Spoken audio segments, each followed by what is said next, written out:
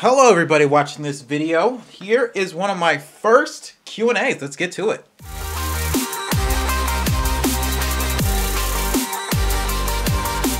Thank you for clicking on this video. Like I said before, this is one of my first Q&As, and I guess we'll just get right to the questions. First question is from Charles Jensen on YouTube. All of these are on YouTube. New to racing and buying a B6 for turf. What electronics do you recommend for entry level with room to grow into 17.5? The car will need everything except transmitter and receiver. Thoughts? A lot of people at my hobby store use the Hobby Wing speed control. That seems to be working out for them. They seem to be doing pretty well with the Hobby Wing. I haven't owned a Hobby Wing, but I have personally used and recommend Castle. I haven't gotten any recent Castle stuff, but I had Castle in my Emax, my AT&T. Castle was very good, very affordable. You got a speed control and a motor for a good price, and I would say that their stuff is still good.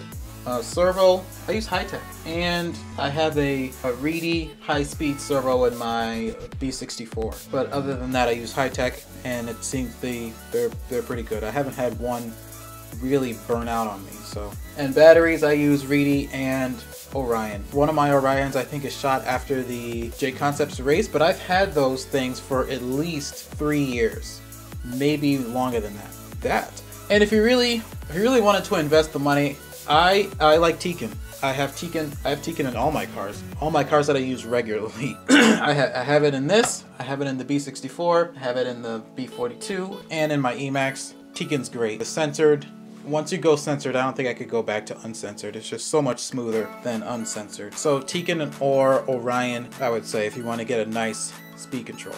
I don't know if I'll put this in here. Maybe this is a long question.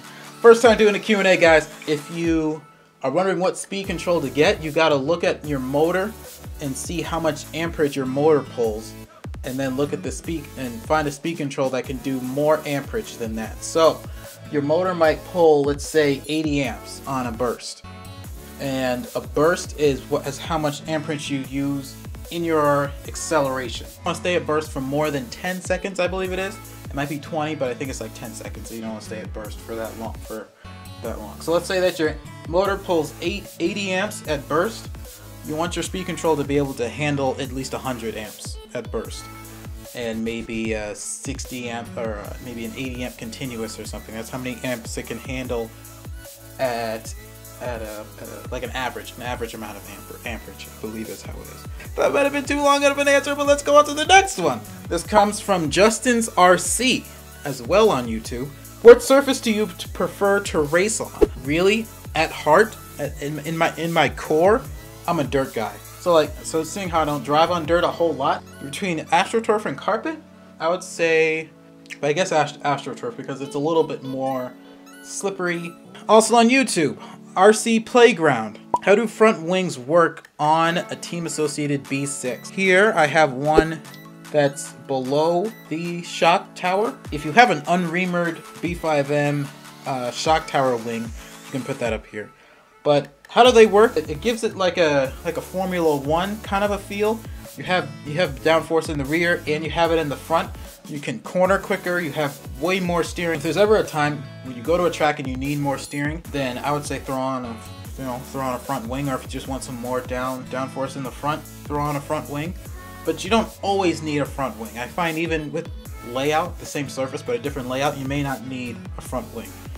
So that's how they work. They just give you more downforce, which means more steering and more precision cornering. And the last question, I believe, this is by Shammer here. When you are buying new RC cars for racing, what do you mainly look for in the car? Like part availability, durability, and so on.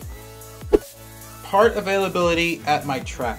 I don't want to have to always mail order new parts. I enjoy supporting a local business. The owner of the track knows me. I've been going there since I was really little, so you know, I don't mind giving him the money. Durability, that is up there because you don't want to be breaking stuff all the time.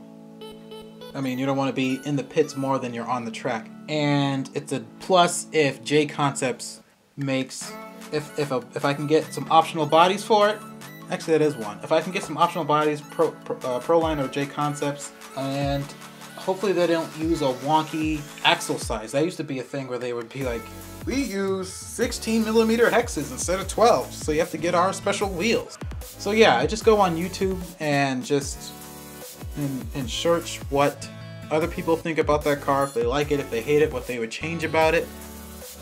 Take that into consideration, and you know, plan accordingly.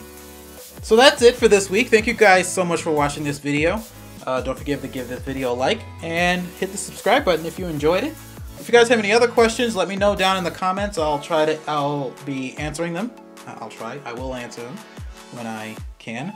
And yeah, I guess I'll see you guys next week or at the track.